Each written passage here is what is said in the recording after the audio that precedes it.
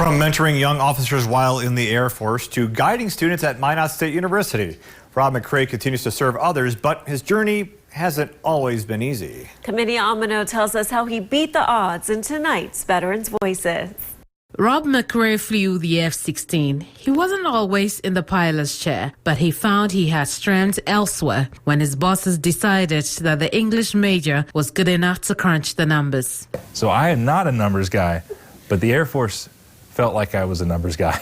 I thought, well, if the Air Force thinks I can do it, then I think I can do it. I worked at it really hard. I got really good at it. I got to where I won some awards, and eventually I got to do a special duty position here at Minot. Born in Memphis, Tennessee, McRae always knew he wanted to be of service to his community, wherever that might be.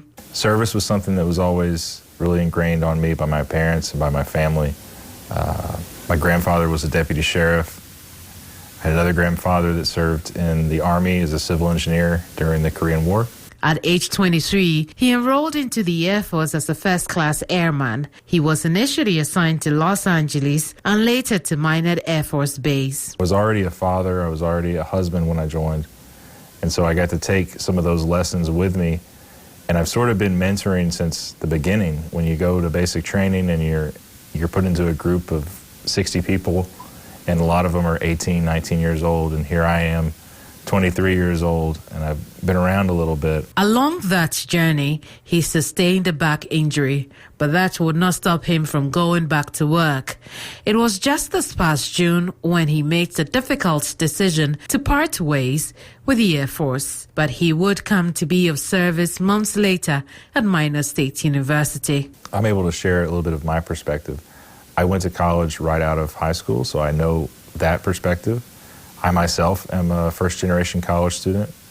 I am able to connect with the students that are veterans because I also finished my bachelor's degree while I was still serving in active duty. So I know what that's like to go to college right out of high school at 18. I know what it's like to go back to college at 28.